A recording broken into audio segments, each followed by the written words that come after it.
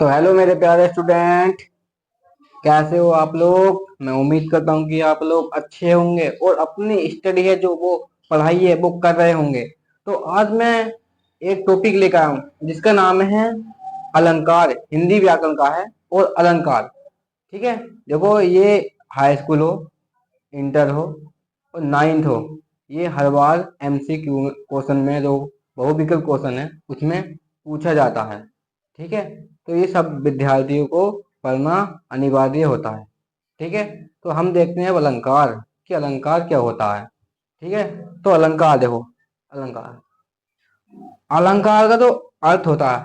अर्थ अलंकार का तो अर्थ होता है, वो होता है आभूषण। अब सोच रहे होंगे आप कि आभूषण क्या होता है। तो वो आभूषण होता है गहना। गहना जो होता है, गहना जो महिलाएं पहनती हैं, सोने का गहना, चांदी का गहना। ठीक है, जैसे ज्वेलर्स कहते हो तुम। ठीक है। तो अलंकार का तो अर्थ होता है, वो होता है आभूषण। तो होता है आभूषण। अब अलंकार की परिभाषा क्या है, देखो मैंने हल्के शब्दों में लिखी है। अलंकार की परिभाषा देखो, काव्य की शोभा बढ़ाने वाले तत्वों, काव्यों की शोभा बढ़ाने वाले तत्वों या शब्दों को अलंकार कहते हैं। क्या कहते हैं? काव्य की शोभा बढ़ाने वाले शब्दों या तत्वों को अलंकार कहते हैं। काव्य की शोभा बढ़ाने वाले तत्वों या शब्दों को अलंकार कहते हैं। ठीक है। तो एक बार मैं रिपीट दोबारा करता हूँ, देखो, काव्य की शोभा बढ़ाने वाले शब्दों या तत्वों को अलंकार कहते हैं। ठीक है। अब नोट, देखो मैं नोट जो लिखवाता हूँ, नोट वो बहुत ही आपके लिए जरूरी होता है। ठीक है, इंपोर्टेंट होता है नोट। तो नोट पे ज्यादा ज्यादा गौर करें आप। ठीक है। नोट, अलंकार काव्य का अनिवार्य अंग नहीं है। जो अलंकार है वो का अलंकार काव्य, जो काव्य उसका अनिवार्य अंग नहीं है। क्या है, बल्कि क्या है, सहायक अंग है। ठीक है। अलंकार काव्य का अनिवार्य अंग नहीं है बल्कि सहायक अंग है। ठीक है, समझ गए। अब देखो, अलंकार का अलंकार के संप्रदाय थे, अलंकार के जो संप्रदाय थे वो आचार्य भामा है। कौन है? आचार्य भामा। अलंकार के संप्रदाय आचार्य भामा है। कौन है? आचार्य भामा। ठीक है। अब अलंकार संबंधी ग्रंथ, जो अलंकार संबंधी ग्रंथ है वो है काव्य अलंकार। क्या है? काव्य अलंकार। अब अलंकार के भेद कितने होते हैं? तो अलंकार के दो भेद होते हैं, एक शब्दा अलंकार और एक अर्थ अलंकार। ठीक है। एक कौन सा होता है? शब्द अलंकार, और दूसरा होता है अर्थ अलंकार। देखो, तीसरा भी होता है, माना जाता है। देखो, फिर नोट है, मैंने नोट में लिखा तीसरा।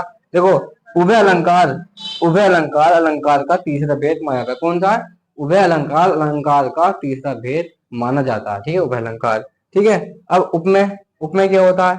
उपमेय देखो, जिसकी तुलना की जाती है, जिसकी तुलना की जाती है या जिसकी समानता बताई जाती है उसे उपमेय कहते हैं। ठीक है। जिसकी तुलना की जाती है या जिसकी समानता बताई जाती है उसे उपमेय कहते हैं।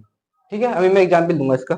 अब लिखा है उपमान। उपमान किसे कहते हैं? अब जिससे तुलना की जाती है, जिससे तुलना की जाती है या जिससे समानता बताई जाती है उसे उपमान कहते हैं। उपमेय कहते हैं जिससे जिसकी तुलना की जाती है। देखो, उपमेय कहते हैं जिसकी तुलना की जाती है और जिससे समानता बताई जाती है, जिसकी समानता बताई जाती है। और उपमान कहते हैं जिससे तुलना की जाती है। ठीक है, जिससे, सॉरी सॉरी सॉरी मिस्टेक होगी। देखो, उपमेय जो है वो ये है कि जिसकी तुलना की जाती है, जिसकी तुलना की जाती है या जिसकी समानता बताई जाती है वो तो उपमेय है। अब जिससे तुलना की जाती है, जिससे समानता बताई जाती है वो उपमान है। ठीक है। अब साधारण धर्म, तो ये साधारण धर्म क्या है? देखो, जो समानता बताई जाती है, जो समानता बताई जाती है वो साधारण धर्म होती है। ठीक है। अब देना है वाचक शब्द। वाचक शब्द क्या होता है? देखो, वह शब्द, वह शब्द जिसके द्वारा, वह शब्द जिसके द्वारा समानता या तुलना का पता चलता है उसे वाचक शब्द कहते हैं। ठीक है। वह शब्द जिसके द्वारा समानता का या तुलना का पता चलता है उसे वाचक शब्द कहते हैं।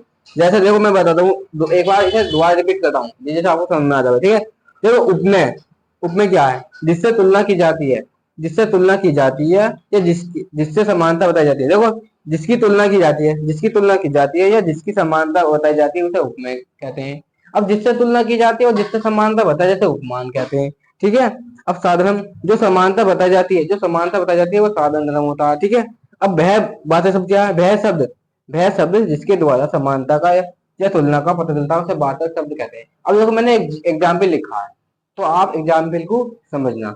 देखो, मुख चंद्रमा सा सुंदर। देखो, अब तुलना किसकी की गई है इसमें? तुलना मैंने कहा जिसकी तुलना की जाती है, जिसकी तुलना की जाती है, जिसकी समानता बताई जाती है, वो उपमा होता है। तो मुख की तो वो बताई गई है, तुलना की गई है, तो मुख क्या है इसमें, उपमा है। ठीक है, अब किससे तुलना की गई है, किससे तुलना की गई है, चंद्रमा से, तो चंद्रमा में क्या है, उपमान। ठीक है, अब बात है सब देखो वो क्या है, साधन धर्म। जो समानता बताई जाती है, जो समानता बताई, क्या समानता बताई जाती है, सुंदर, सुंदर की समानता बताई जाती है, तो सुंदर क्या, साधारण धर्म। ठीक है, अब बात है वह शब्द जिसके द्वारा समानता या तुलना का पता चलता है, वह वाचक शब्द होता है। जैसे यह हैगा सा, इसके द्वारा तो तुलना का पता चल जाए, तो ये क्या है, यह है वाचक शब्द। ठीक है, तो अब हम देखते हैं इसका नेक्स्ट पेज। देखो, अब हमने देखे थे कि अलंकार को दो भागों में बांटा गया था, एक तो शब्द अलंकार और एक अर्थ अलंकार। अब शब्द अर्थ अलंकार में कितने होते हैं और अर्थ अलंकार में कितने अलंकार होते हैं। देखो, शब्द अलंकार में तीन अलंकार होते हैं, अनुप्रास, यमक, श्लेष। और अर्थ अलंकार में उपमा, रूपक, उत्प्रेक्षा, संदेह, भ्रांतिमान, अनन्वय, प्रतीक, दृष्टांत और अतिशयोक्ति अलंकार होते हैं। ठीक है, ठीक है, अब देखते हैं अनुप्रास अलंकार का। अनुप्रास अलंकार क्या होता है, ठीक है, अनुप्रास अलंकार क्या होता है, देखो, जहां जहां जहां व्यंजन बड़ों की बार बार आवृत्ति होती है, आवृत्ति मतलब बार बार आते हैं। ठीक है, जहां व्यंजन बड़ों की बार बार आवृत्ति होती है, वहां अनुप्रास अलंकार होता है। जहां व्यंजन बड़ों की बार बार आवृत्ति होती है, वहां अनुप्रास अलंकार होता है। ठीक है, अब एग्जाम्पल देखते हैं हम इसके। देखो, व्यंजन वर्ड मैंने व्यंजन पढ़ाया था आपको, कितने होते हैं, कहां से लेकर मात्र। देखो देखो, तरीना, तनुजा, तत्तमाल, तरुबर, बहु छाए, सब में ता की आवृत्ति हो रही है, तो कौन सा अलंकार है, अनुप्रास अलंकार। ठीक है, अब इसमें देखेंगे हम, कानन, कठिन, भयंकर, भारी, तो देखो का की और भाभा की आवृत्ति हो रही है, कौन सा अलंकार है, अनुप्रास अलंकार। ठीक है, अब देखेंगे, भाव्य, भावों में भयानक, भावना, भरना नहीं, कौन सा भाभा की आवृत्ति हो रही है, तो कौन सा अलंकार है, अनुप्रास अलंकार है। ठीक है, अब देखेंगे हम, चारू चंद की चंचल किरणें खेल रही थी जलथल में, तो चाचा की आवृत्ति हो रही है यहाँ पे, तो कौन सा अलंकार है, अनुप्रास अलंकार है। ठीक है, अब देखेंगे हम, कानन कठिन, नहीं नहीं सॉरी सॉरी, कानन कूकी के कोकिल कुर्की किरजे करती क्यों, तो ठीक है, का की आवृत्ति हो रही है पूरे वाक्य में, तो कौन सा अलंकार है, अनुप्रास अलंकार है। देखो, अब नोट मैंने लिखा किसी, अनुप्रास अलंकार के कई भेद होते हैं, अनुप्रास अलंकार के कई भेद होते हैं। पहला छेका अनुप्रास, दूसरा वृत्ति अनुप्रास, तीसरा अत्य अनुप्रास, अंत्य अनुप्रास, और चौथा श्रोता अनुप्रास। ठीक है, तो ये हमारे आज की वीडियो हम यहीं तक रखेंगे, काफी बड़ी वीडियो नहीं करनी। जो अभी अलंकार बतेरे हैं, हमने एक अलंकार यहाँ पे समाप्त किया है, तो बाकी करेंगे हम अगली नेक्स्ट वीडियो में। तो अभी के लिए जय हिंद, जय भारत, और मुझे कमेंट में बताएं कि वीडियो आपको कैसी लगी। आपको वीडियो सही लगे तभी लाइक करना, ठीक है, हम लाइक करने को नहीं कहेंगे आपको। ठीक है, वीडियो सही लगे तभी करना। ठीक है, धन्यवाद।